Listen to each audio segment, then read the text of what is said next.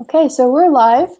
And at this point, I just say like, yep, let's just stand up, fight back, and we're just gonna wait for people to join us.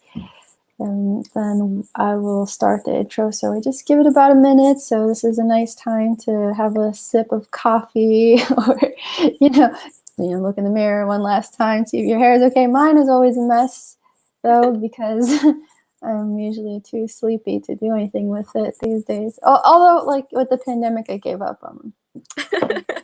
I don't go out anymore. It just is what it is. Okay, yeah, we've got some people. All right, so everybody's waking up. It's Sunday morning. It's Stand Up, Fight Back. Hello to our wonderful audience. And let's see, let me get my notes. And one last thing here, I'm just going to make sure I point. All right, this is the direction I'm going to point in today. All right, so good morning. Good morning, everyone. You're watching our weekly Sunday morning show, Stand Up, Fight Back, where we discuss strategy and analysis for the progressive movement. We simulcast on Facebook and YouTube, so please share us with your friends and please subscribe. Turn on notifications so you don't miss an episode. I'm Margot Paez, scientist, engineer, and occasional journalist. And this over here, I believe I'm finally pointing in the right direction, is my amazing co-host, the amazing grassroots organizer, Carlos Marroquin. Today, our guests are Astrid and Neomi, two grassroots organizers involved in the indigenous, racial, and climate justice movements. Neomi is a young indigenous Puripecha woman born in, okay, I'm going to try really hard here, but please correct me, Neomi, Parangaricutiro, Michoacan, Mexico, and raised on occupied Chumash territory in Ventura County. She's a member of Idle No More San Francisco Bay and a signatory on the Indigenous Women of the Americas Defending Mother Earth Treaty. Astrid was born in Paris and raised on the Pacific island Tahiti. Astrid is a core member of East Point Peace Academy and the yet-to-be-named network. As a therapist in training at the California Institute of Integral Studies, Astrid's vocation is to activate the healing potential of nonviolent activist spaces working at the intersection of racial reparations and climate justice. So, wow, we have two really, really amazing people with us today, so I'm very excited. So Carlos, and for our audience, Carlos is a little under the weather today, so he can't speak a lot, but I'm hoping that he may be able to muster up some strength and give us a really nice personal introduction of our guests today. So back to you, Carlos. Well, I just want to say good morning to everybody. Happy Easter for those of you that celebrate Easter. And Noemi, I think I'm going to let you tell a little bit about how our friendship started. And I just got to say this. I'm sorry, as you can hear, my voice is very bad at this time. But Noemi, do you want to go ahead and tell us a little bit about how we met? Yeah. Is that sound good on my end? Hi, good morning, everyone, from wherever you're joining in. My name is Neomi Aide Tungui. Thank you, Margot, so much for the introduction. And yeah, I'm really excited to be joining here with Astrid and with Margot and Carlos, who's been a great mentor of mine over the last few years. We met through in 2016, going into 2017 during the Bernie Sanders campaign, and together we traveled out to Nevada and Arizona to talk to communities, particularly Spanish-speaking Latino communities, about issues that are super important to us that are hurting our communities, like housing, economic justice, financial issues, education. And so we traveled all over California as well. And together we also got to go to Standing Rock to send donations at the end of 2017. So Carlos and I have been longtime friends now, and he's a big mentor of mine, and I'm really just grateful and thankful to be here on the show today. That's awesome. And Astrid, why don't you also tell us a little bit how you know Carlos and Noemi as well, and we'll get right into talking about line 3.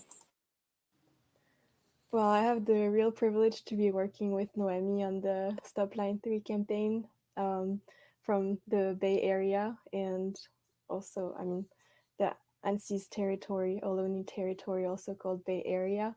And I just met Carlos, and it's my real privilege because I've heard so many amazing things through Noemi about you. So yeah, thanks for having me too. Thank you so much, both of you, for joining us. So we like to hear a little bit about your backgrounds of the people we have on, because you both have such interesting, well, I mean, not just you, but like all of our guests have very interesting stories.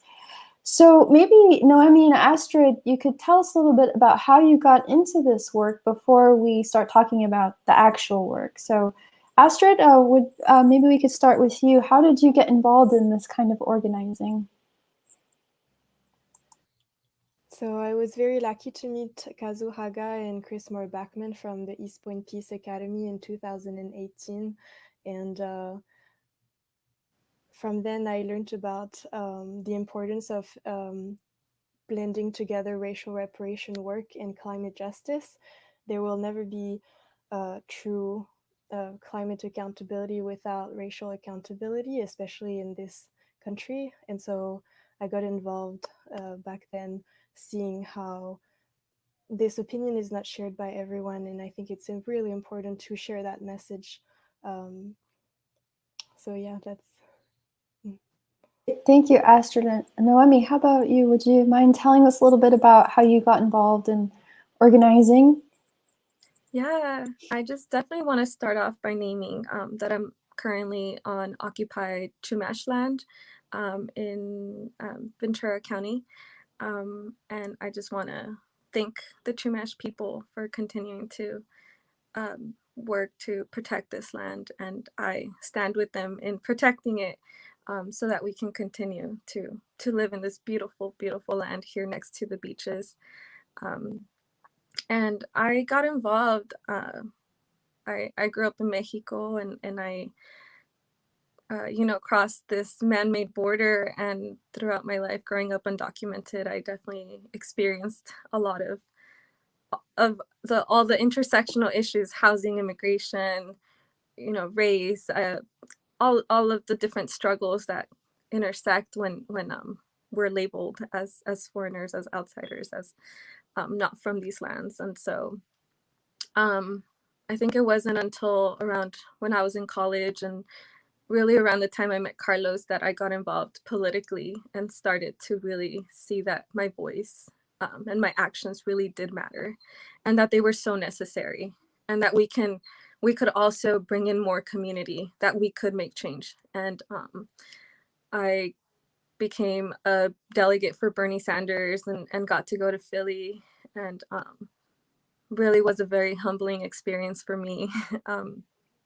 And then also going to Standing Rock really was a pivotal point in my life, even though I didn't spend too much time there to just sit with the land and be there. It was and to learn about it and the different indigenous struggles. It was definitely pivotal. And I returned home to Oxnard and we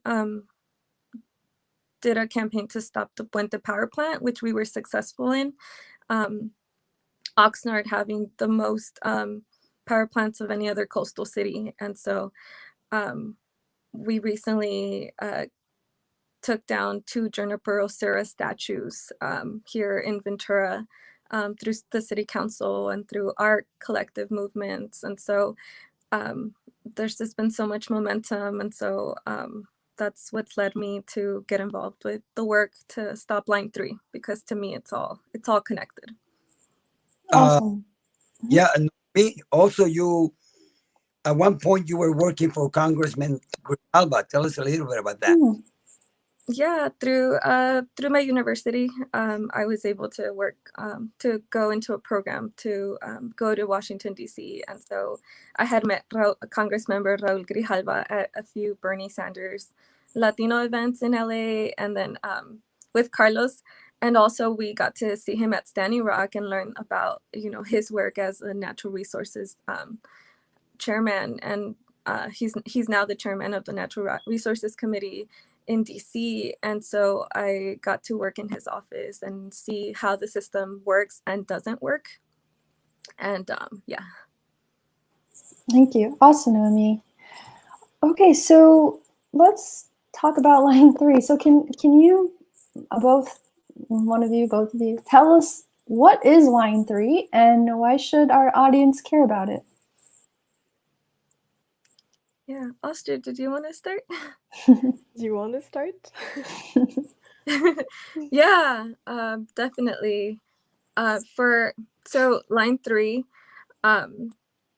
is an oil pipeline that's coming out from Alberta, Canada, and going out to Wisconsin. It's crossing through indigenous territory, specifically Anishinaabe territory. And it is threatening wild rice, which is something that Anishinaabe people live by. It's also threatening the Mississippi River, which again, Anishinaabe people use to fish to survive. It is breaking treaties, and it is continuing the desecration of indigenous land. And so for me, the past 3 years, I've dedicated my life to learn about indigenous struggles across Turtle Island, meaning from north to south, to the most south tip point, meeting with indigenous people from indigenous tribes in Brazil to up in so-called Canada, and just learning a lot of truths, harsh truths that continue to happen because of colonization. And so line 3 is that continuation of those harms. So I'll leave it there and pass it on to Astrid. Thanks, Noemi. Yeah, this new pipeline is such a climate disaster. Already in 1991, Enbridge was responsible for the biggest U.S. Spill in this history of this country. And if the pipeline is finished, it will be transporting the equivalent of 1 million barrel of tar sand per day and releasing the equivalent of 50 coal-fired plants in terms of carbon emissions. So it's a real disaster ecologically. It's also being built totally disrespecting treaties, and there is more information on the website honorearth.org about this.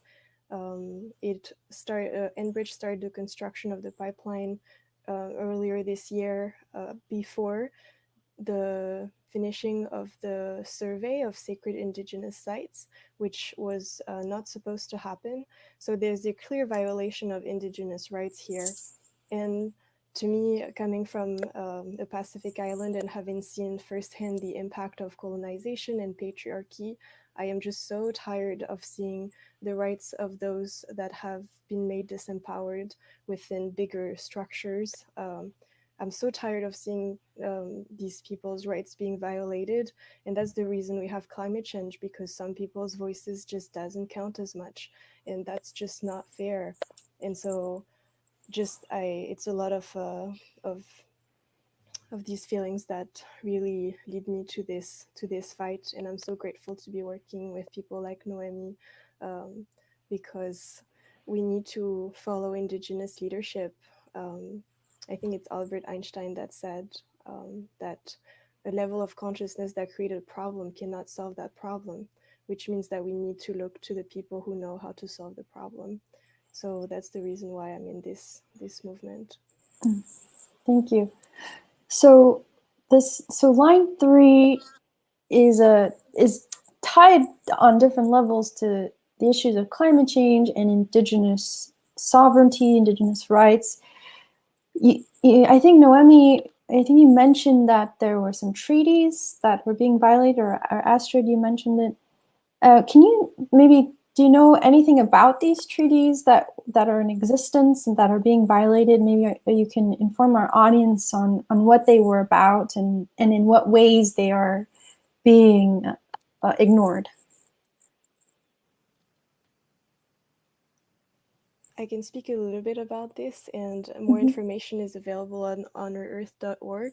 But basically, in 1837, the White Pine Treaty stated that Ojibwe people have the right to hunt and fish and cultivate the wild rice even on private property, even if outside of reservations. And in 1999, there was some pushback against that. And then the Mille Lacs decision eventually really affirmed this treaty. And today, Ojibwe people have the right to live from the land, but at no point they were properly consulted about the impact of the pipeline on their lifestyle, which is just really unfair. So that's the situation from how I understood it.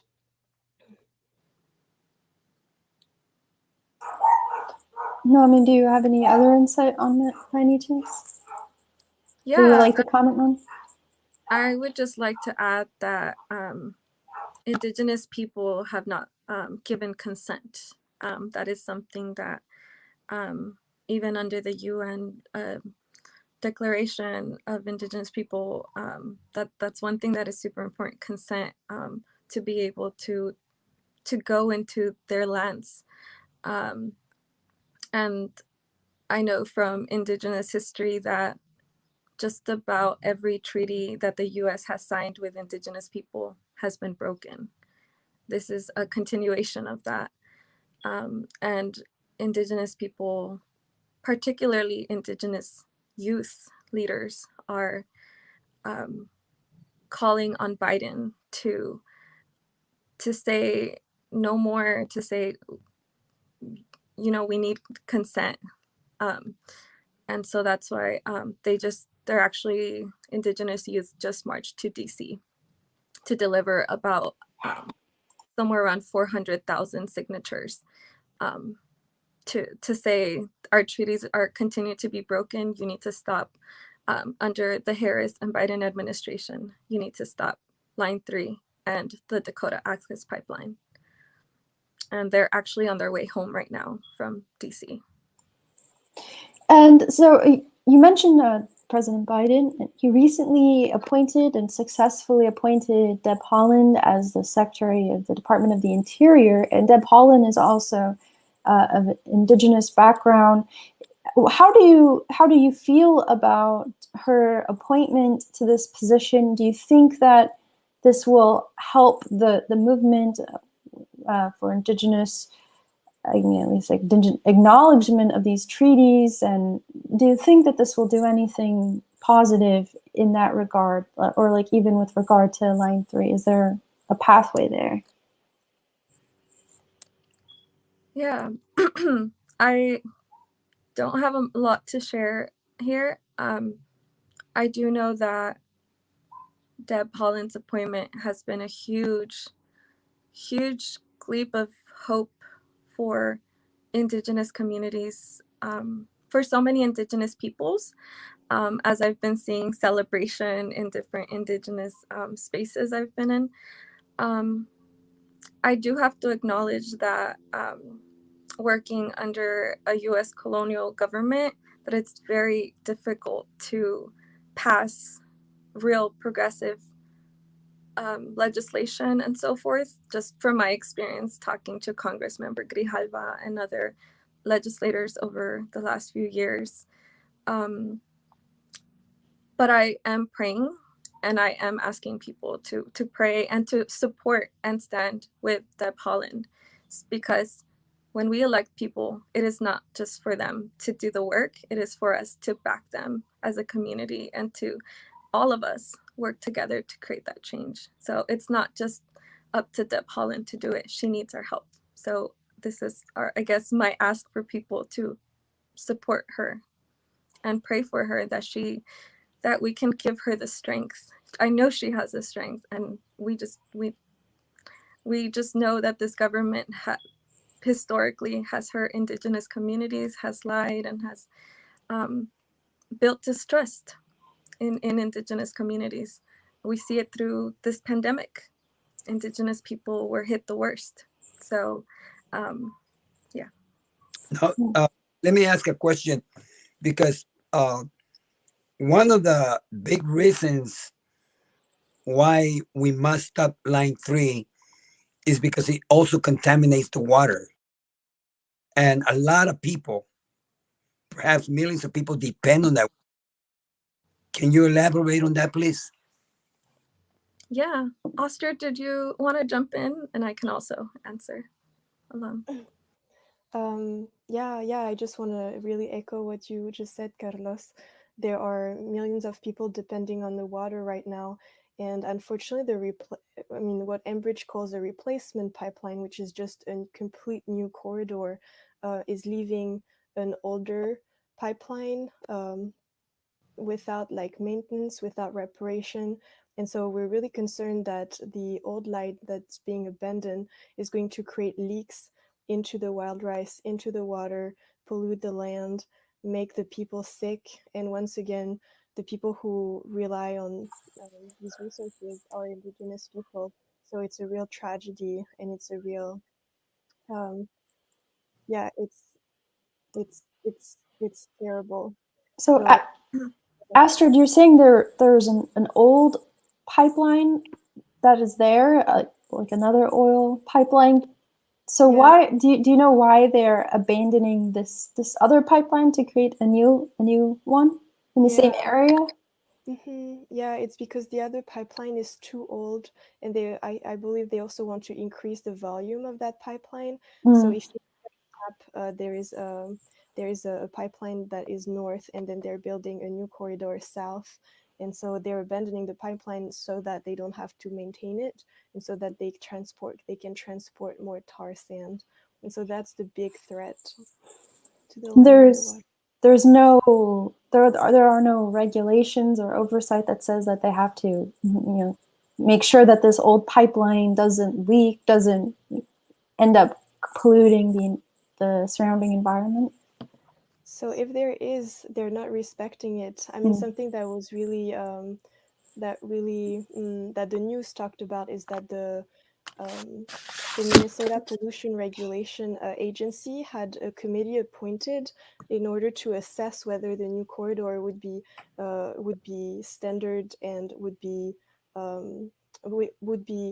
not causing a real threat to the environment. And actually, the agency ended up allowing Line 3 to be the new corridor to be constructed, although the committee itself was against it. And 12 people out of 17 just resigned completely and in protest for that decision. But this was not like talked about widely. So there must be regulations, but the agency was not listened to. The committee wasn't listened to. Wow. So there's a lot to process here because it's very upsetting to hear these things, especially on the backdrop of climate change, and the denial of the rights of the indigenous people, of course, is one already upsetting, but on the backdrop of the climate crisis as well, it's like pouring gasoline on a fire, right? Or like you have a fire nearby and you're going to all the houses in the neighborhood, and you're just dousing it in gasoline and then blowing some dry winds on the fire and like, yeah, go spread, because that's basically what this is doing. The fact that they want to bring in an even bigger amount of just some of the worst oil on the planet, this tar sands oil. So it's very polluted and toxic. They want to bring more of it through the country, across this continent. Is really a crime against humanity. I want to ask both of you what you're doing to stop Line 3 from happening. Maybe you could tell us a little bit about the work that you're doing and others are doing to stop this from coming to fruition. And I think Neomi just dropped off, but it seemed like she was having a little bit of trouble with her phone. So maybe, Astrid, you could talk a little bit about what you're doing. Oh, here she is. I'll have her back in. I'll let Noemi speak about that. Okay, sure. Noemi, are you okay there? Yeah. My phone fell. No problem. Are you able to repeat that question, Margot? Yeah, of course. Yeah, so I would love to hear, we would love to hear more about what you're doing and what others are doing to stop line 3 from happening. Yeah, that's a great question. Great segue. And definitely just want to also mention about water, the harms of water up in the Bay Area with I Don't Know More, and as a signatory on the Indigenous Women Defending Mother Earth Treaty, we do regular water ceremonies with the understanding that water is alive, water listens to us, and when we harm it, we're harming ourselves. And we've been doing water prayer ceremonies, and we know that all pipelines leak, and that eventually line 3 is going to leak. And once it leaks into the Mississippi River, there is no going back. And that is the level of harm that these pipelines are causing. Crude oil is some of the most thick oil that exists. So it seeps into the land, and there's no separating it and returning it into its original state. So the wetlands there will be forever damaged. Going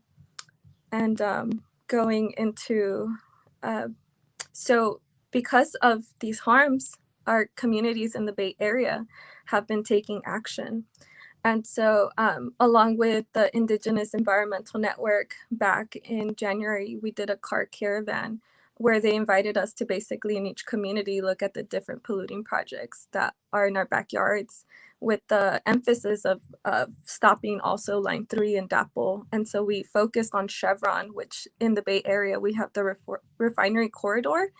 We have Valero, Chevron, all the different, a lot of these different industries that are part of this destruction and are all connected. And so also recently, around February 26th, 27th, we did, along with the Yet to Be Named Network, which Astrid is part of, and along with, it was about 12 local grassroots groups.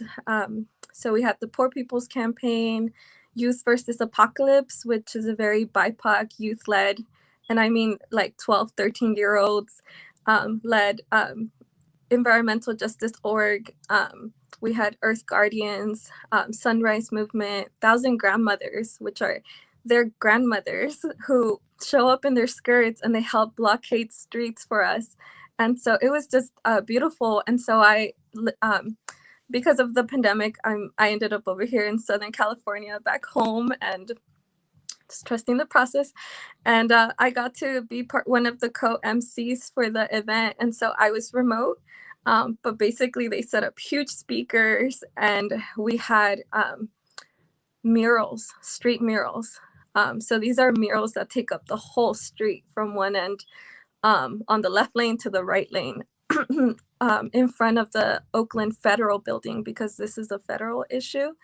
And each mural, we invited each organization to paint an envisioning piece.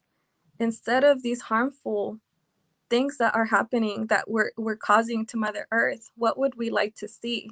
What is our envisioning piece? We focus so much on the negative, but to envision what comes after after we take action and after we've been successful, what then? And so to focus on that beautiful envisioning piece really was beautiful, to come together in the most COVID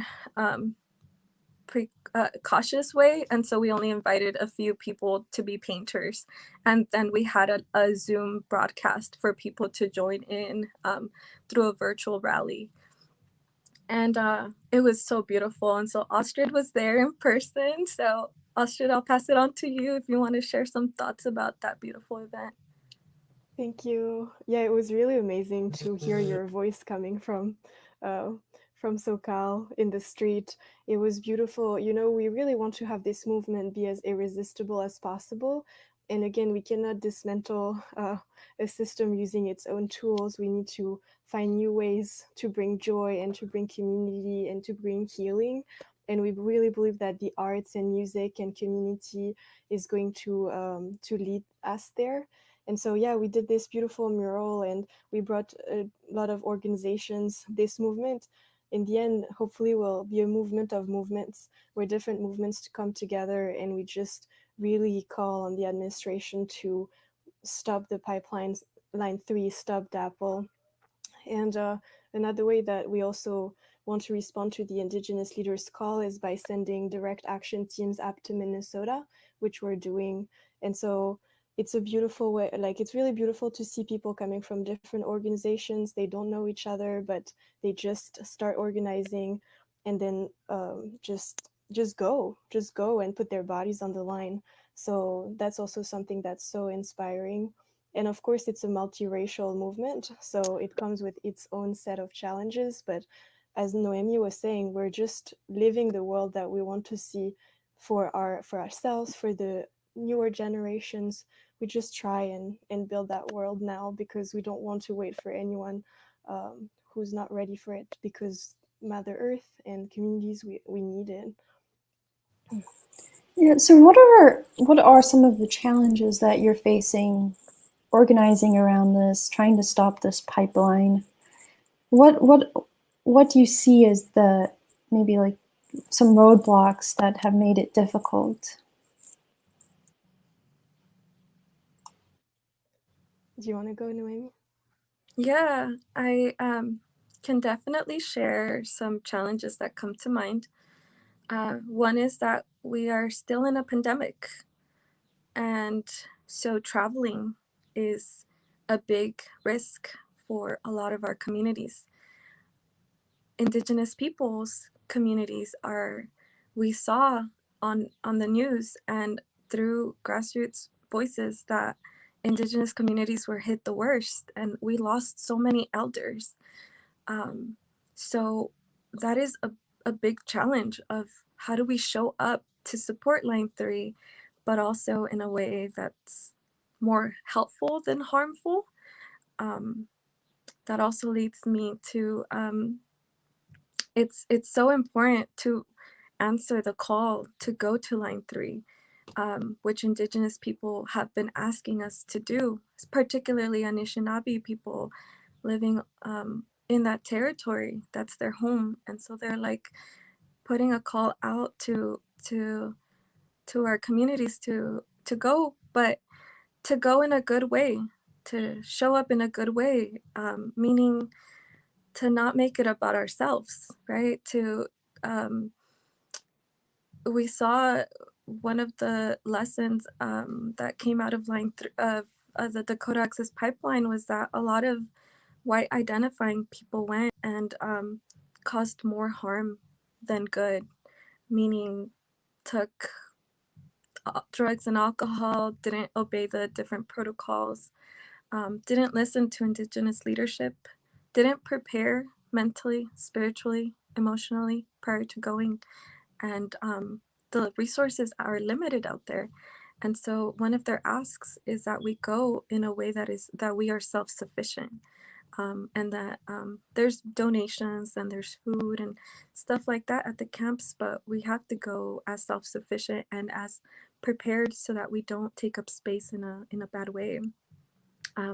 Astrid, do you want to add more to it? Thank you so much. Yeah, Noemi, that's a huge piece, going up there and showing up in the good way. And one big also like ask from the Indigenous leadership is to defund the banks that are lending money to Enbridge. And we're dealing with people for whom money is the language they speak, not morality. And so we need to be acting in different fronts in different ways. And so one thing that's really important is for everyone to look at where your money is going, because if there are people who are putting their bodies on the line, but at the same time people from the same communities, and I'm especially talking about my community, the white identified community, if there is money flowing in the direction of this pipeline being constructed, like our sacrifice is in vain. So I'm really encouraging people to really look deeply into where is your money going? What investments did you make? You know, like which bank are you enabling to support the construction of these pipelines, not only here in the so-called US, but also all around the world, because there are a lot of international banks that are also funding Line 3. So that's a Astrid, huge, yeah. yes, Astrid, can I ask you, do we know specific banks that have been financing this at this time? Yes, absolutely. Like all the banks are very well known. And actually, there is a website that's really well done, the mazaskatalks.org, that lists all these banks, not only for Line 3, but also for DAPL and other big pipelines. Um, and so, yeah, Mazaska is spelled Mazaska, talks.org. And so it's really important for people to go to that website and see if their banks is actually contributing to the funding of these pipelines. And so maybe I can name I'm some, just like gonna Chase copy and and Wells paste that. Fargo. Oh, thank you. Thank you, Margot. Yeah, there is Chase and Wells Fargo are big ones. Yep, they're also involved. They were also involved in the foreclosures, and they're pretty awful banks.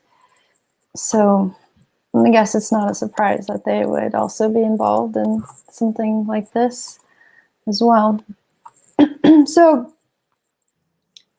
you've talked a little bit about, what people are, once you arrive, what the needs are, what the asks are, but what are other ways in which people can get involved to stop Line 3? And it sounds like they can go and put their bodies, physically be there. That's one way.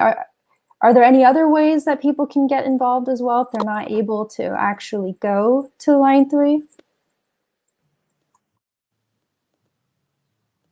Noemi, do you want to speak? Yeah, I definitely want to also add the Facebook webpage, Stop the Money Pipeline. That is where you can also get more information and see live streams of the different direct actions that are being done outside and inside of banks across the so-called US to stop these pipelines. Also, there are different there's so many sites that you can go to get more information, but I'll name and highlight 3 specific ones that I recommend. I also want to emphasize that I don't speak for the indigenous leaders at Line 3. So one I want to highlight is stopline3.org. That has the resources to answer most of people's questions. HonorTheEarth.org is also one of the main pages and organizations doing the work at Line 3.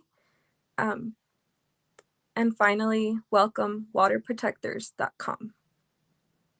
Those are the 3 pages, and it shows different COVID protocols to practice before going, what are ways to prepare to go, including how to be self-sufficient before going. But we can also send a whole list of different pages people can visit on Facebook and online. And you can also write letters to your local paper.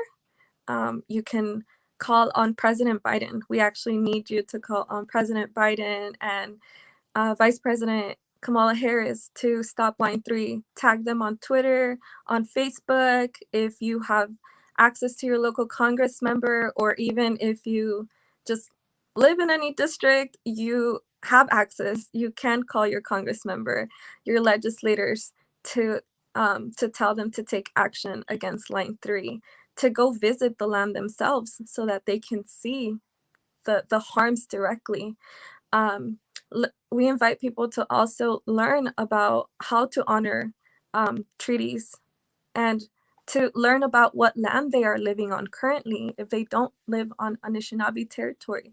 What land, what indigenous land are you living on? And what can you do to support your indigenous relatives at home? Because it is all connected. There are different resources, which again, we can send you links to. There are many petitions, but I'll highlight the ones from 350.org. They have a petition to President Biden to take action against Line 3. A big one that we're following is Indigenous Environmental Network has the Build Back Fossil Free pledge petition. And we are building so much momentum there. So definitely follow Indigenous Environmental Network. Astrid, do you want to add some more? I'll be brief. I just want to say that on March 8th, 350 organizations signed a petition and we're representing 10 million people against Line 3. So there's huge momentum and we really need more people so that we have more visibility. So petitions, writing letters, making calls, defunding the banks, showing up in person, all of these ways are immensely helpful. Perfect. So we have another person that we're going to bring on. We're going to talk a little bit about something not directly related to Line 3, but also related, I think, to respecting communities and sovereignty of communities. So while we're doing that, I was wondering if Neomi and Astrid, if possibly you could maybe compile a list of these of the sites or Facebook pages or whatever that you want to share, and then you could drop it in the private chat, and then I'll paste it to the comments on the video. That way everyone can see it, because I've typed a few of them as you mentioned them, but there were a lot of additional things that the both of you had said. So it would be great if we could share that with our audience. So in the meantime, I would like to bring on our next guest, if that's all right with the both of you, Neomi and Astrid. Is that okay? Okay, perfect. So thank you so much. So first of all, thank you so much, and we will keep you on with us because I'm sure you may have some thoughts about our next conversation as well. So who we'd like to, now let me see here. I'm gonna add him, and his name is Albert. For a second, Corado. yeah, I just want to appreciate Astrid and Noemi for taking the time to be with us. But definitely, subject that we're about to talk a little bit right now, it's a little bit different, but it does impact communities. But we needed to talk to him. Go ahead, Margaret. Yeah, so as Carl said, this is a very important community issue, and we talked about this last week. This is related to Echo Park and the Echo Park Village that was there. It was a community of unhoused people. They were evicted, and the city council member who was mentioned quite a lot in our interview last week, that's Mitch O'Farrell, there's somebody running against him. And that somebody is Albert Corado, and we have him on with us today. We're excited to talk with him and to hear a bit about his story and why he's running. He's an organizer. So this is for the Los Angeles City Council District 13 seat. And Mitch O'Farrell is the person who represents Echo Park and possibly some other areas and neighboring. And it sounds like he was strategic, or he played a very important role in the eviction of the community there at Echo Park. So Albert, thank you for being with us. It's wonderful to have you on. How are you? I'm doing well. Yeah, I appreciate you having me. I appreciate Carlos for reaching out. We met at Echo Park a couple weeks ago, kind of when everything popped off, and seemed like a cool dude. So we were chatting, and he said, "Oh, you should be on the show." And here I live about 5 blocks from Echo Park, so I'm kind of always there, seeing this big fence that just went up. So I'm, doing okay, but also kind of, our community's hurting. It just lost a vibrant community of people that were living in the park. So I think a lot of people who aren't racist NIMBYs are really bummed that we just lost a a bit of the soul of Echo Park, because that encampment was there for a few years already. Albert, thank you for joining us. Excuse me, because I'm losing my voice. But can you give us a little background on Echo Park leading into the fiction of the unhoused? Yeah, so I became an organizer really in like late 2019, and one of the first things I ever did was I went to Echo Park, because there was this encampment there, and there was these people who kind of in the it's like Echo Park is about 2 blocks away from Mitch O'Farrell's office, and Mitch O'Farrell always said he was down to meet with the unhoused people there with the encampment to try to figure out some permanent housing solutions. That meeting never transpired. And then it became clear that he was just trying to do his best to kind of kick them out. And so we had been doing this dance with the city for about a year, like right up until COVID started, where it was like they were threatening to basically, throw away everyone's tents and evict everyone and send them to shelters or just out on the street wherever they went. And we would show up early in the morning or late at night. And, it was like early 2020 was just kind of spent trying to guard Echo Park. And then pandemic hit, and then there was just some talk about it again. And there was always this looming albatross of like, what is the city going to do? When is the city going to send in the LAPD and their bulldozers and sanitation to clear this encampment? Because, it was like we had a lot of people who were very supportive of the community. And then we had people like Mitch O'Farrell who turned the lights off in the park, who tried to close the bathrooms in one section of the park, leave one bathroom open out of 5. And we had these people who like, okay, well, if you're going to do this to us, then we're going to build our own community. We're going to grow our own food. We're going to build our own showers.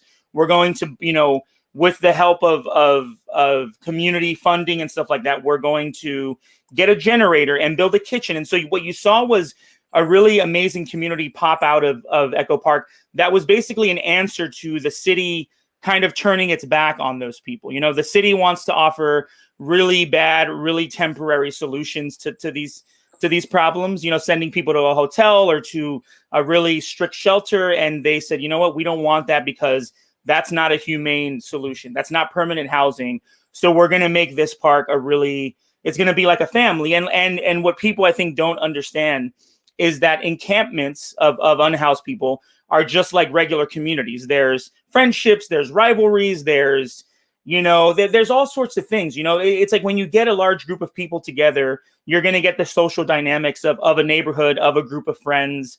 And that was something that, as I was organizing and going there, even during the pandemic, we were all like there as a community. I'd go there and eat, food and barbecue with unhoused people and housed people. And they would have dance parties, and they would have these things that would make it so like, hey, we may not have a permanent home, but this is our home, and we're going to do our best to make it feel that way. And finally the city and Mitch O'Farrell and the LAPD marched in there and assaulted some protesters and fenced off the park and kicked off everyone who was living in the park. And now those people I would say most of them are going to end up back on the street within the next week or two, because the solutions they offered were very temporary and very like inhumane. Could you tell us a little bit what these quote unquote solutions are that they've offered? Yeah, so offering. So these solutions are like, okay, there's a thing called Project Room Key, which with COVID happening and tourism basically coming to a halt, there was all these empty hotel rooms. And so what this thing was going to do was put unhoused people in hotel rooms for, who knows how long, a few months or whatever, and reimburse those hotel owners. So, Marriott's, your big ones or whatever, or even smaller community ones that weren't owned by like mega corporations. They were offering to reimburse them the price of the room for however long, and they said, we're going to house 15,000 people. And I don't think it ever broke more than 5,000, because everything in the city is poorly managed. Everything is, it was becoming a thing of like the city was failing, trying to get people in there, but also some of the hotels just didn't want to house homeless people. They said, you know what, that we might lose some of our reputation. People might not want to come back to these rooms if they know at some point a homeless person was living there. I mean, it was really brazen the way that they were going about this. It was very much anti-homeless. It was like, we don't want them here. They're this, they're that. We don't want to, it was this fear mongering that kind of that's the city does, but also I guess people who really don't understand unhoused people do. They're like, oh, they're going to come here and they're all drug addicts and mentally ill and blah, blah, blah. And so it was, that was one of the temporary solutions. And then another temporary, very flawed solution is sending people to homeless shelters. And the way that a lot of homeless shelters operate is they operate like a prison. You once you're in for the night, you can't leave. You have to be out of there by like 8 or 9 a.m. and you can't come back until basically you want to stay in for the day. So, and they even have these things called special enforcement zones in like places like Venice, California. It's like they basically make it so you can't, if you're a homeless person who's living in the shelter, you can't even hang out within 2 miles of that shelter. You have to go past that boundary, because if you're found there, you can be ticketed and cited and even arrested if depending on what the cops want to do. So these are kind of the most, classic solutions that the city has been trying to do for many, many years. And, if for 20 years, these are the solutions they've offered, and for 20 years, homelessness has gone up every year. I mean, pretty high, 8 to 10% in each district every year. I think that obviously those aren't solutions. Those are just like the city trying to pass the buck to someone else. Right. Yeah. Carlos, did you have something you wanted to say? Well, that speaks volumes of their failure. The failure from the city, the failure from City Councilman Mitchell Farrell. And that's the conversations that I was having with you when I met you. And I didn't know that you were actually running against them. Can you tell us a little bit about that? You mean about about why I decided to run against him? Yes.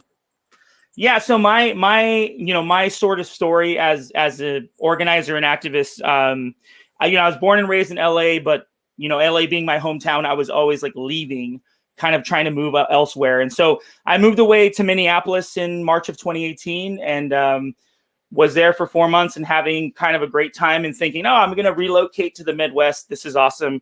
And then on July 21st, 2018, my sister Melly was killed at the Silver Lake Trader Joe's. The LAPD shot inside the store and they were pursuing someone and they shot inside the store.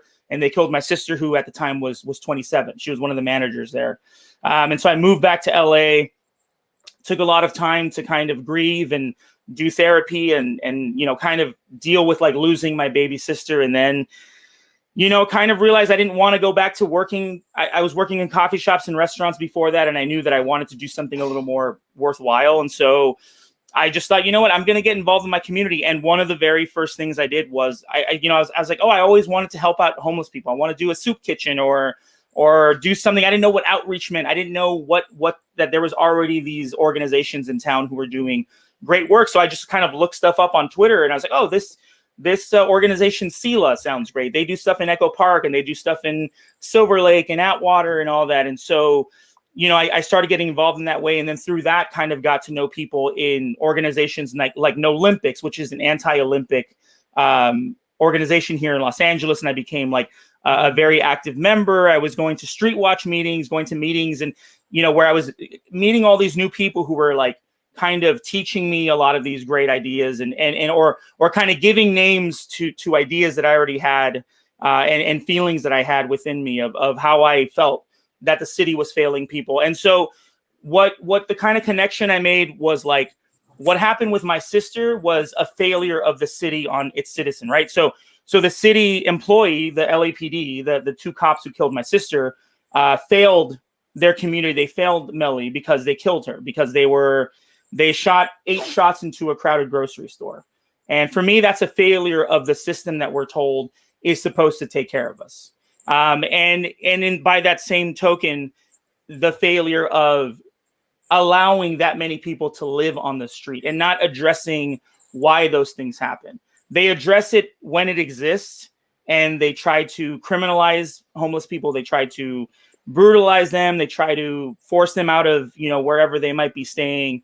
And to me, that's a failure of another system that we have been told forever that it's supposed to watch out for us. It's supposed to be there for us to rely on. It makes sure that the trains run on time and our streets get cleaned and we're safe. And obviously those things aren't true. And the LAPD is one of the most murderous police forces in the nation. And so after a while of learning stuff and being around people, I thought, you know what, as a Hispanic person from the San Fernando Valley, like a person who normally doesn't run for elected office, who never had dreams of doing that, I felt like I needed to run because I want to help people and I want to enact some sort of justice in my sister's name. But also, you know, I want to be able to tell other people who may look like me or have a similar story to me or something like that, who has lived experience, not just degrees and all that sort of stuff. I want those people to say, oh, I can do this because this random dude who had an awful thing happen to him is doing it and is being taken seriously. Like, I want to make sure that people know that the way that these things are designed is to keep people like us out. And once more and more of us go and run for elected office or neighborhood council, the chances of us making it on there are pretty high, as long as there's a ton of us, right? Some of us have to make it through. So for me, I'm running, obviously, you know, I would love to win, but I'm running because like I want people to like get engaged, because local politics, local stuff affects your life way more immediately than federal stuff, right? Everyone's like, oh, Biden, Trump, and obviously like that does matter to a degree, but like your council member of whatever district you're in, it has more say over your daily life than those people ever will. They approve police budgets, they approve, you know, which neighborhoods get parking signs or which neighborhoods get zoning laws, like where big buildings are built. They approve all that stuff, not the federal government. So, and I think people are finally learning that this is something that they should get, that should get paid attention to. Yeah, absolutely. Albert, you've said so many things. And first, I just want to say my condolences for the loss of your sister. I think, you know, when we were all kids, we used to play this game, 6 Degrees of Separation from Kevin Bacon. Nowadays, I feel that we're playing the game 6 Degrees of Separation from someone we know who was a victim of gun violence. So I think it's completely just another injustice upon injustices that we're dealing with. And I commend you for being inspired and being able to do something about it, because in myself, I know someone, my friend, I lost them also to gun violence. So still, that is very fresh for me too. So so thank you for being inspired and for doing something, especially to honor your sister's memory. So I wanted to ask you a little bit. I want to go back to Echo Park and to the unhoused, because I also think that this ties in a lot to our previous conversation that we were just having today with Neomi and Astrid, because, you know, we're talking about the violation of communities, you know, the violation of treaties with the indigenous. And here with the unhoused, we also see a violation in that, you know, these people who are unhoused are also citizens, they're also humans, and there is there are rights that they have that they're entitled to, and that their rights are being violated when they're told that they basically cannot exist, right? You take away their water, you take away their access to the bathroom. I mean, these are human beings. And what you were describing about with these hotels saying, oh, well, you know, someone may never want to stay in the same room if they knew that a homeless person lived there for, you know, a day or whatever. And that's so, it reminds me of a caste system of untouchables. And we don't actually claim to have a caste system in this country, but what are we doing to the unhoused if we, other than treating them as if they were untouchables, where we can't even put them into a hotel as if they were, you know, some kind of animal, subhuman.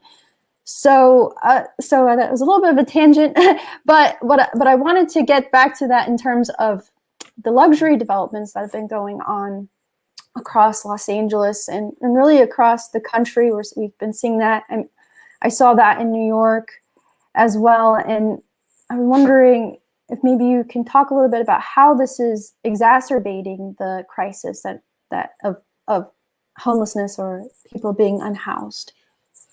Yeah, I mean, I think the fact that, you know, buildings are being built still, Everyone says that like, oh, we need more housing. We need to build more. And like, if you look at how many empty units exist in the city, it's in the thousands. It's actually almost 1-to-1 with how many homeless people are here. So you could conceivably turn all of those into low-income housing, Section 8, whatever, system you want to use to make it so people can afford to live there.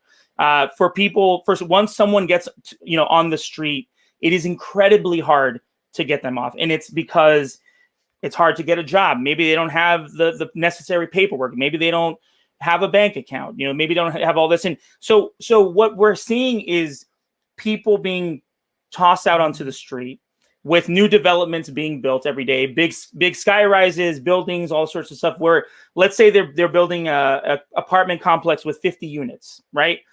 Maybe 3 of them will be affordable. Only 3, and that's the developer having fought to only have to make some of them affordable.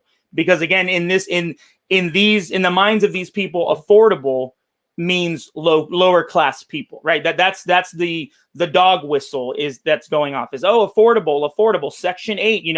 You see all these things like, oh no, we don't accept Section 8, and that's very like a racial dog whistle. Like we've kind of all started to see through, see past that sort of stuff. So we're also, one of my passions is being part of No Olympics LA, which is a anti-Olympic organization. And if you study the effects of the Olympics on a city, let's say Los Angeles in 1984, you see that a lot of things are built for those games, which only are here for 2 weeks. But a lot of things are built for tourists, for, to make money, for capital. They're not built for people who actually live here. If you think about Brazil in 2016, Rio, they tore down old favelas that people had been living in for generations to make way for a stadium that then, after the Olympics was gone, wasn't used anymore.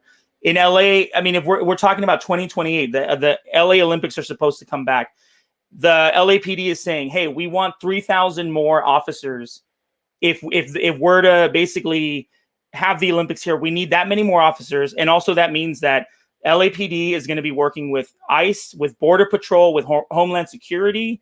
All of those things happen when a big mega event like this happens. So what you saw in Echo Park was kind of the blueprint of how this city is going to act in regards to kicking unhoused people out of the city. It's not even just about kicking them out of where they're currently staying. They want them out of the city because people who watch on TV, they're like, oh, well, we don't want to, they don't want to see how dirty the city is or how many, homeless people are there. So they're already kind of right now prepping for that. And they're also kind of, tearing down buildings that people have been living in for generations around USC and other places to build these big buildings that are only meant to serve a certain kind of person, someone who makes over, 80 grand a year, has all this disposable income, who wants to live above a Whole Foods or a Chipotle or a big, shopping center. So all of these things are connected in that, the police only exist to protect capital. New developments are built with only a certain kind of person in mind. And here's the thing, people think like luxury, oh, well, it's a luxury, establishment. Why would we put affordable housing? Like, like everyone can deserve luxury. Like that's okay. Like we can say, hey, just because you're unhoused or because you're broke or poor or whatever, doesn't mean that you can't enjoy something nice in life. It's the same people who complain about, people on EBT buying hot food. It's like there's so much hatred for people that instead of building 100-unit complex with all affordable housing and truly affordable, they'd rather just say, you know what, here, you can have these 3 units and that's that. And so now, this is the system, the city council, the people who are on it, the elected officials are all failing us because they would rather take money from developers to look the other way as far as, affordable housing and all that, than actually do something that would be, in a sense, brave. If tomorrow city council drafted a bill that said, oh, we're going to make it so anything built after 2021 is all affordable, and they can set the terms of what affordable actually can mean, that would be brave. But they're not going to do that. And so, yeah, the unhoused people are not being paid enough. you can't afford to live where you want to live. And then you have the city also wanting to just get rid of you. And one of the best known NIMBY talking points is, you know what, I feel bad for homeless people, but we should send them out to the desert. We should build a big complex over there and just put them out there, near Lancaster, near Palmdale, and get rid of them. And you by doing that, you dehumanize people, and also you don't even take care of the problem. Sorry, I also tend to ramble, so my bad for just kind of rambling. No, that was great, Albert. Thank you. And we are at the end of the hour, so I wanted to just bring Neomi and Astrid back into the conversation for just a few more minutes, because I think that there's a lot of overlap in our discussions here, and I wanted to let their voices come out and hear their thoughts on this, and maybe we can make a bigger connection here. So Neomi, Astrid, if you'd like to say something, please. Noemi, should I go? Would you like to go? Okay. You can go first. Sure. Yeah. Well, hi, Albert, and also condolences on your sister, and Thank you to Margot, on your friend. Wow, it's a shame that we continue to lose community members to police brutality. I wholeheartedly agree that these issues are connected. Police brutality against indigenous people, against all people. The fact before so many Americans became houseless, indigenous people lived here and have been displaced for since colonization began. So those indigenous communities have lost their access to their land, to water. In a lot of reservations you go into, there's a lot of different problems because of the lack of government support, because of broken treaties, etc., etc. I want to say that there should be no houseless people on indigenous land. There just should not. I want to say indigenous people are still here, and a lot of indigenous people do face houselessness as well. I stand with our Echo Park community members who were displaced from their tents and from their homes. Those are their homes.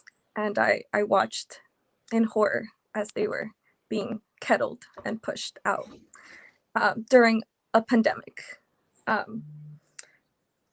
Just like Albert mentioned, that some communities get bussed over to other places to just, be pushed away. Oxnard, my home, is one of those homes where the buses arrive, where houseless people are dumped. So yes, it's all connected. The lack of access to clean water, to land, to a safe place that you can call home. That is all connected, and that is what we're trying to protect. So I just thank you for your bravery, Albert, and your courage as we continue on in our struggles. And I'll leave it at that. Thank you. Thank you, Neomi. Astrid, would you like to also comment? Oh, thanks. I just want to echo what Noemi shared. My condolences too. It's just heartbreaking that there are so few systems of accountability. There's so much harm being done to communities of color, to communities whose financial status is really unstable. And to me, this lack of accountability really links all the struggles. There are people who are in power who concentrate such amount of power when really that power belongs to a lot more people. Our system is really designed in a way where few people make decisions for most people. And so just like with climate change, these issues really highlight the fact that there is such huge lack of accountability for people who hold more power than they should have. And so again, there will be no healing for our communities without accountability. This system is hurting people who are pushed away and violated, but it also hurts the people who make these decisions, because there will be no healing for them if they don't see, if they don't feel the harm that they're imposing. And so I really stand with those who want accountability, because I think it will bring healing to everyone. Like, we need healing for everyone, and especially the people whose minds are too obstructed, too ignorant to see the immense harm they're causing to communities and to Mother Earth. And so, yeah, accountability to me is like the word. Thank you. So I thank all of you for joining us. We are at the end of the show. Carlos, I'm not sure if you're okay. Are you there? Difficulty. Yeah. So I'm not sure if you are able to give any last thoughts, Carlos, or we have to wrap up. I want to support Albert. We need to get behind this man. Thank you. I appreciate that, Carlos. You're a good man. You're a good man. Great. So why don't we remind everyone of how we can support the two big issues here. The first one, let's see. Okay. Yeah, so the first one, so we talked about line 3. So I pasted all of the links into the comments section. So if anybody is watching, you can just scroll through and you should find several links that will give you ways to get involved there. You can, I'm guessing Astrid, Neomi, is there a way maybe people can look you up if they want to maybe volunteer or help you within your own organizations? Maybe we can share that as well. And then with Albert, he's running for City Council in District 13 in Los Angeles. He's running against Mitch O'Farrell, the big baddie who's played a big role in the eviction of the Echo Park Village. So please support his campaign. Albert, maybe you could just quickly, we didn't touch on this. How can people get involved in your campaign and volunteer and help you? Yeah, so our website is alforla.com. That links you to resources, our volunteer onboarding form if you want to start building something cool with us, and we're going to start knocking on doors soon. And then we're on Twitter and Instagram at alforla 2022. That's how you get involved. Hit me up. Let's change in the city and take it back.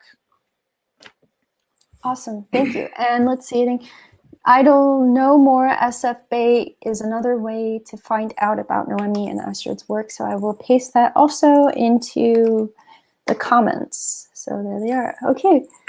I want to say one last thing. Albert, we need to have you back. This conversation just started. Anytime. Let me know.